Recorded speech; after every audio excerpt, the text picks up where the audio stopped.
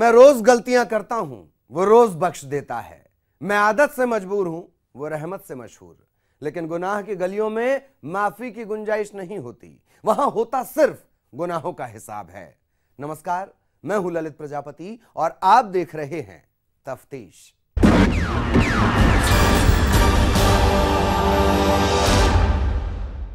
कहते हैं इश्क किसी बंदिश का मोहताज नहीं होता। इश्क के आड़े न उमराती है, न मजहब, न ही वसूल। लेकिन इश्क अगर एक तरफा हो तो उसके अपने खतरे हैं और उसमें आशिक पर जूतों की बरसात भी हो सकती है। लवेरिया की बीमारी से ग्रस्त उस नेताजी के साथ भी ऐसा ही हुआ।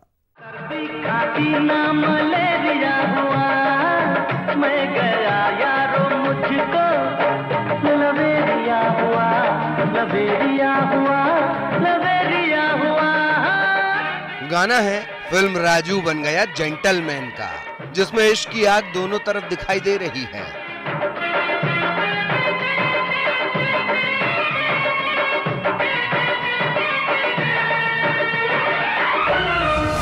लेकिन अब जरा एक आशिक के इश्क का जनाजा भी देख लीजिए। गले में जूतों की माला और मुंह पर लगी कालिख तो आपको दिख ही रही होगी, और गालों पर पड़ रहे थप्पड़ों की आवाज भी आप सुन ही रहे होंगे।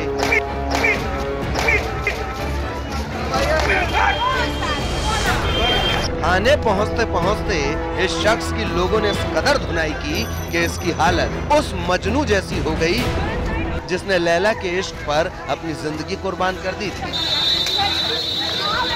लेकिन यहाँ तो जिसे इसने अपनी लैला माना वही इसे बेरहमी से पीट रही है।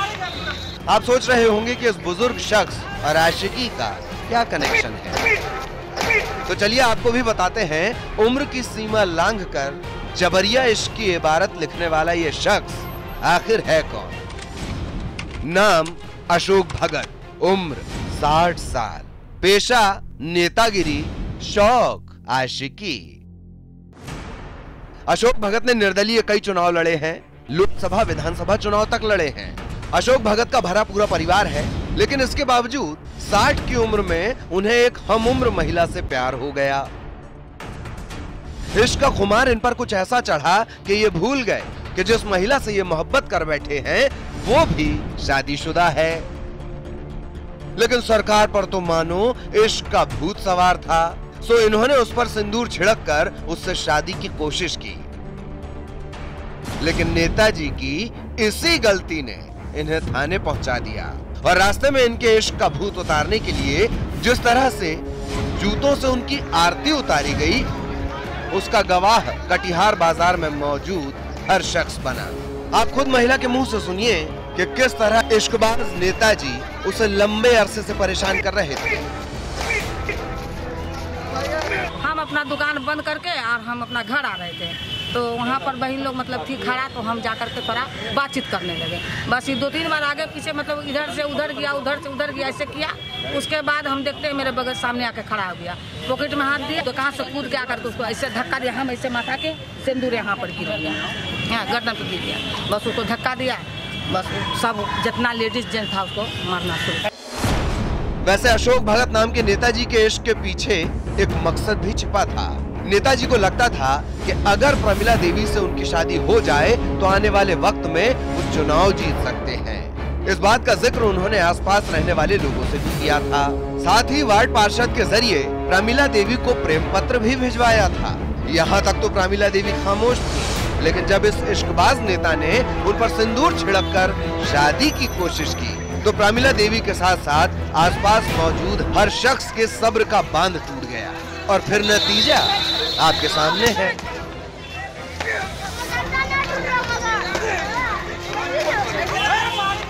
एक हफ्ता से वो बोल रहा था कि हम पड़ोस से शादी करेंगे, बाराती चलना है सबको, डिलक्स होटल बुक है, जो खाना है सो खिलाएंगे, मीट खाना है, चावल का जो भी खाना है सबको खिलाएंगे। वहीं थाने के दर्शन होते ही नेताजी के सुर भी बदले बदले नजर आए। रास्ते भर हुई खातिरदारी से इश्क का भूत काफूर हो चुका था, और यहाँ वो उल्टे महिला पर प्रताड़ित करने का आरोप लगाने लगे और कहने लगे ये तो अच्छा था कि पुलिस थी, वरना आज वो जिंदा बयान नहीं दे रहे होते। लास्ट में मैंने मन बनाया कि उस औरत को सिंदूर डालना हमको जरूरत है, इसलिए कि कम से कम हमको कोई मन में पाप नहीं था, मैं खराब दृष्टि से नहीं डाला हूँ, कम से कम ये इंसान का इज्जत करना सीखे। वहीं पुलिस भी इस पूरे मामले से हैरान है और आरोपी नेता के खिलाफ मामला दर्ज कर उसने तफ्तीश शुरू कर दी है। पुलिस करेगी क्या, विधि सम्मत कार्रवाई करना है इसमें दूसरा कुछ और जांच करने का बिंदु तो कुछ बचता नहीं। खैर ये तो साफ है कि इस वाकये के बाद इश्कबाज नेता की मोहब्बत का बुखार तो उतर चुका है, लेकिन इतना जरूर है कि अशोक भगत की इस हरकत के बाद आने वाले वक्त में भी इनका चुनाव जीतने का सपना बनकर ही रह जाने वाला है। तफ्तीश के लिए कटिहार से सुब्रत की रिपोर्ट। लच्छेदार अल्फाजों को चाशनी में डुबोकर बिहार में परोसे गए वादे और दावों का सच हर रोज सामने आ रहा है। सुशासन के दावों का इंद्रजाल हर रोज टूट रहा है और हाशिए पर खड़ी आवाम पूछ रही है, और कितनों की बलि लोगे सरकार, जबकि सियासतदां हैं कि जुबान खोलने को राजी नहीं। अब उन्हें कौन समझाए कि साहब काठ की हांडी बार बार नहीं चढ़ती, और जब जनता हिसाब लेने पर उतारू हो जाए हुजूर, तो एक एक जान का हिसाब लेना खूब जानती है। जुमलेबाजी तक सीमित हो चुकी बिहार की राजनीति में जनता की जान की कीमत बेमोल हो चुकी है। गुनहगार चौक चौराहे पर अपराध का तांडव कर रहे हैं और बेमौत मारी जा रही है जनता। क्या बड़े, क्या बूढ़े, क्या बच्चे और क्या महिलाएं, हर किसी की जान यहाँ सांसद में है। मुंगेर के जिला सदर अस्पताल में बेजान पड़े इस 5 साल के मासूम को ही देख लीजिए। किसी से क्या दुश्मनी हो सकती है इसकी, लेकिन गुनहगारों ने इसे भी नहीं बख्शा। गोलियों से छलनी कर दिया इसका नाजुक जिस्म। गर्मी की सुबह अपने पिता के साथ ये घर से क्या निकला कि कातिलों ने पिता के साथ साथ इसे भी गोलियों से भून कर रख दिया। ये हत्याओं का दौर चल पड़ा है और उनको इस हत्या से कोई लेना देना नहीं है। ये आपराधिक वारदात जो आज के डेट में घट रही है मुंगेर में, वो सुशासन का सीधा सीधा पोल खोलता है। चश्मदीदों के मुताबिक मुंगेर के पूरब सराय का रहने वाला मोहम्मद महबूब आलम शुक्रवार की सुबह अपने 5 साल के बेटे तबरेज के साथ जूस पीने के लिए बाजार निकला था। इसी दरमियान मुंगेर के बाटा चौक पर बाइक सवार 3 अपराधी आकर रुके और जूस की दुकान पर मौजूद बाप बेटे पर अंधाधुंध फायरिंग शुरू कर दी। अपराधी इतने बेदर्द थे कि उन्होंने 5 साल के बच्चे तक को नहीं बख्शा। हालांकि गोलियों की आवाज सुनकर आसपास के लोग मौकाए वारदात की तरफ भागे, लेकिन इसी बीच अपराधी मौकाए वारदात से भाग चुके थे, जबकि यहां पर मौजूद महबूब आलम और उनका 5 साल का बेटा और जूस की दुकान में काम करने वाले संजय मांझी गुनहगारों की गोलियों के शिकार बन चुके थे। लोगों ने फौरन तमाम घायलों को जिला अस्पताल पहुंचाया, लेकिन इलाज के दौरान ही मासूम तबरेज ने दम तोड़ दिया, जबकि उसके पिता महबूब आलम अभी जिंदगी के लिए मौत से जंग लड़ रहे हैं। मोटरसाइकिल आया, उस पे 2 लड़का थे, उनके पिताजी थे, रस बनाने के लिए कहने लगे तो हम लोग बना के दिए। उसके बाद उधर से एक मोटरसाइकिल आया और पीछे से गोली चलाया। देश के मानचित्र में मुंगेर को ढूंढना भले ही टेढ़ी खीर हो, लेकिन पुलिस की लाल डायरी में गुनाह के लिए कुख्यात मुंगेर पहचान का मोहताज नहीं है। देश में सबसे ज्यादा अवैध असलहे की फैक्ट्री यही है और यहीं से अपराध का साम्राज्य चलाने के लिए अपराधी मौत का सामान सप्लाई करते हैं, जिसके दम पर शहरों से लेकर गांव तक गुनाह का ग्राफ बढ़ता जा रहा है। लेकिन हैरानी देखिए, मौका वारदात से महज 500 मीटर की दूरी पर बीच शहर ये वारदात अंजाम दी गई, लेकिन पुलिस को इसकी कोई खबर नहीं हुई। वो तो मौका वारदात के आसपास जुटे लोगों ने थाने में खबर भिजवाई, तब जाकर खाकी खाना पूर्ति के लिए यहाँ जुट सकी। बाटा चौक पर सुबह में अपने 3 बच्चों के साथ आए हुए थे गन्ना का जूस पीने। उसी दौरान उनको गोली मारी गई है, उनको और उनके एक छोटे बच्चे को गोली लगी। कारण अभी स्पष्ट नहीं हो पाया है, वो ये भी बोलने की स्थिति में नहीं। सीसीटीवी फुटेज खंगाला जा रहा है। फिलवक्त इस वारदात के बाद अपराधियों के मनोबल को लेकर लोगों में बेहद गुस्सा है। पुलिस और नेताओं की खामोशी से वो बेहद नाराज हैं, लेकिन उन्हें ये कौन समझाए कि वो लाख जंगलराज का आरोप लगाकर पुलिस और नेताओं की बखिया उघेड़ते रहे। खाकी और खादी की मोटी चमड़ी पर कोई असर नहीं होने वाला। फिर चाहे गुनहगारों की गोली से बच्चे मरें या बूढ़े। तफ्तीश के लिए मुंगेर से अरुण कुमार शर्मा, ईटीवी न्यूज। खाकी के मारों का दर्द तो आपने देखा ही होगा, लेकिन खुद खाकी किन मुसीबतों से गुजरती है इसका एहसास आपको वर्दी पर लिखा एक खत दिलाएगा। लेकिन एक छोटे से ब्रेक के बाद तफ्तीश अभी जारी है।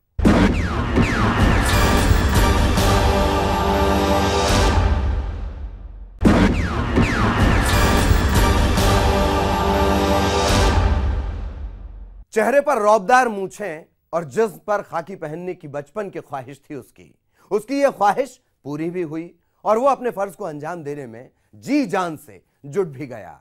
लेकिन जल्द ही उस सिपाही के सामने सिस्टम का घिनौना सच सामने आने लगा। वो जब तक लड़ सकता था लड़ा और फिर एक दिन उसी खाकी पर अपना आखिरी खत लिखकर उसने मान ली अपनी हार।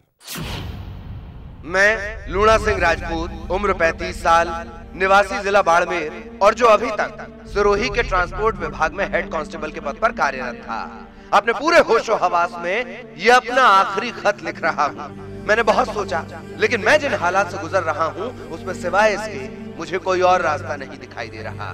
मैंने जानबूझकर अपने एक भाई को अपने गांव और दूसरे को उसके कॉलेज भेज दिया ताकि मैं ये कदम उठा सकूं।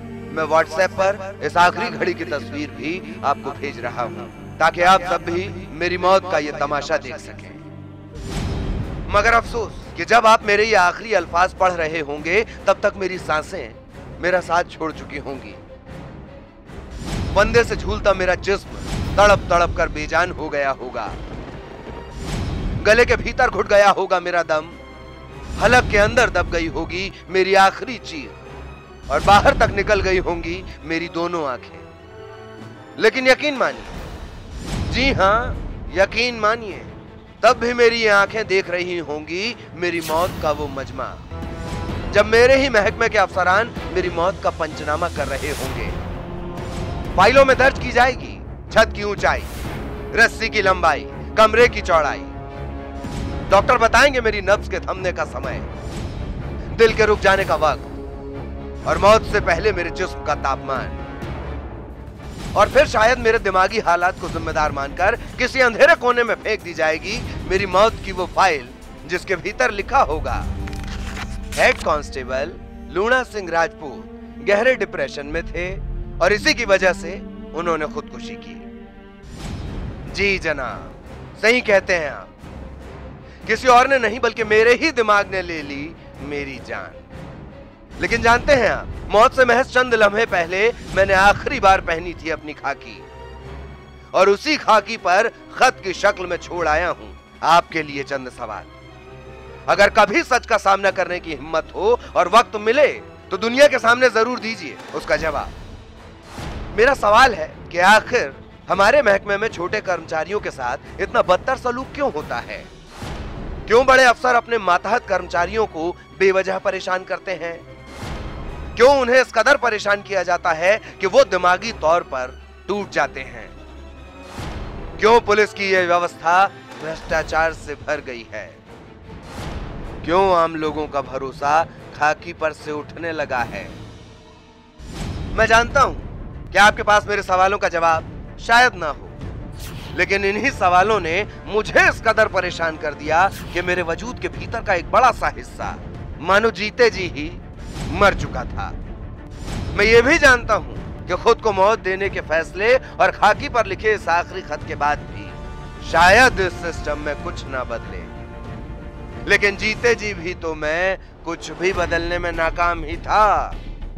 मेरी आखिरी ख्वाहिश है कि किसी तरह इस देश के हुक्मरानों और मेरे महकमे के अफसरानों तक मेरे इस आखिरी खत में दबी आह पहुंच जाए, ताकि फिर कभी भी और किसी को भी ऐसा कदम उठाने की जरूरत ना पड़े। तफ्तीश के लिए सिरोही से शरद की रिपोर्ट। तफ्तीश का सिलसिला जारी रहेगा, लेकिन एक छोटे से ब्रेक के बाद जल्द वापस आते हैं हम।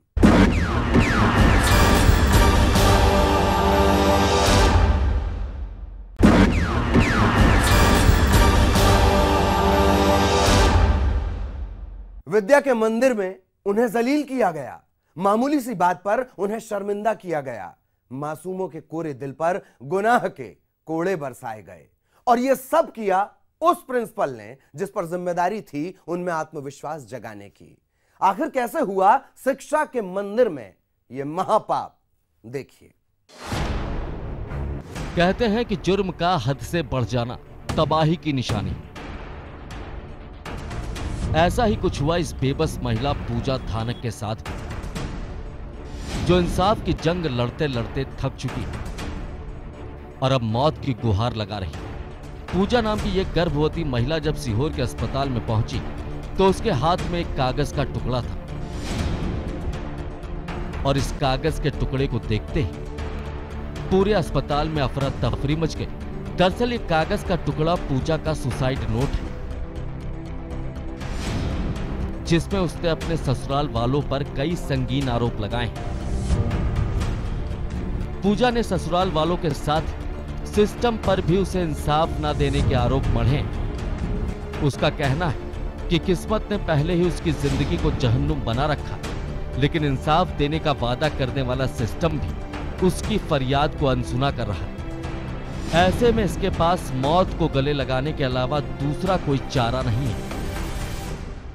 करेंगे सर, जान से जाएंगे और कुछ नहीं है हमारे पास। तब 2 मौत होंगी, एक हमारे बच्चे की जो पेट में और एक हमारी, और इन दोनों की मौत के जिम्मेदार बस 3 है बस, और कोई नहीं है। और सब में अच्छी सरकार है कांग्रेस, और वो भी इंदिरा गांधी और सोनिया गांधी। मुझे मौत चाहिए, मेरी जिंदगी जहन्नुम बन गई, मुझे कहीं इंसाफ नहीं मिला। ससुराल वालों ने ढाया सितम, सिस्टम ने भी नहीं दिखाया रहम। अब मैं कहां जाऊंगी? मुझे जिंदगी नहीं, मौत चाहिए। इस गर्भवती महिला की फरियाद को सुनकर आप भी समझ गए होंगे कि उस पर किस कदर जुल्म ढाए गए। दरअसल पूजा धानक नाम की यह महिला बचपन में ही यतीम होने के बाद एक आश्रम में पली बढ़ी। जवानी के दहलीज पर कदम रखते ही इसकी शादी अलकेश कुशवाहा नाम के शख्स से कर दी गई, लेकिन यहां भी बुरे वक्त ने इसका पीछा नहीं छोड़ा और 1 महीने के भीतर ही इसके पति ने दम तोड़ दिया। इसके बाद इसके मुंह बोले मामा ने एक दूसरे लड़के के घर वालों से 60,000 रुपए लेकर इसकी शादी मानपुर गांव के माखन सिंह गुर्जर से कर दी। एक ऐसे घर में जहां इसके दाखिल होते ही इस पर जुल्मों सितम की बरसात हो गई। पूजा के गर्भवती होने के बावजूद ससुराल वालों का जुल्म कम नहीं हुआ तो इसने खुद पर ढाए गए सितम की शिकायत पुलिस से की, जिसके बाद इसे ससुराल के बाहर निकाल दिया गया और पुलिस ने भी कोई कदम नहीं उठाया। इस बेबस महिला ने सीएम आवास से लेकर न जाने कितने ही दफ्तरों के चक्कर काटे, लेकिन हर जगह से इसे सिर्फ मायूसी हाथ लगी। ऐसे में अब ये जिंदगी की जगह मौत की गुहार लगा रही है। करेंगे सर, जान से जाएंगे और कुछ नहीं है हमारे पास। तब 2 मौत होंगी, एक हमारे बच्चे की जो पेट में और एक हमारी, और इन दोनों की मौत के जिम्मेदार बस 3 है बस, और कोई नहीं है। और सब में अच्छी सरकार है कांग्रेस, और वो भी इंदिरा गांधी और सोनिया गांधी। इस बात की जानकारी मिलते ही आनन फानन में महिला और बाल विकास अधिकारी मौके पर पहुंचे, जिन्होंने पूजा को समझाया बुझाया, इंसाफ का भरोसा दिलाया। वहीं महिला एवं बाल कल्याण विभाग के कर्मचारियों को लगता है कि उसकी मानसिक हालत फिलहाल ठीक नहीं है, जबकि डॉक्टर्स की माने तो महिला ठीक है और उसकी बीमारी का पता रिपोर्ट आने के बाद ही चलेगा। हाँ, पूजा धानक नाम की हमारे यहाँ मेडिकल वार्ड में पेशेंट एडमिट है। उसको अभी लेडी डॉक्टर ने भी देखा है, उनको जांच वगैरह से अभी स्टेबल है पेशेंट। पूजा की मानसिक हालत जो भी हो, लेकिन यह तय है कि इसकी इस हालत का जिम्मेदार इसका बीता हुआ कल है। वो कल जिसमें इसे न जाने कितने ही जख्म मिले, न जाने कितने ही दर्द मिले, और उन्हीं की वजह से ये आज खुद के लिए और अपने होने वाले बच्चे के लिए मौत की गुहार लगाने पर मजबूर हुई। तफ्तीश के लिए सीहोर से प्रदीप एस चौहान की रिपोर्ट। गुनाहों से बचकर मुस्कुराती रहे सबकी जिंदगानी, इसी दुआ के साथ आज के लिए मुझे और मेरी टीम को दीजिए इजाजत। फिर होगी मुलाकात कुछ और गुनहगारों के कच्चे चिट्ठे के साथ। नमस्कार।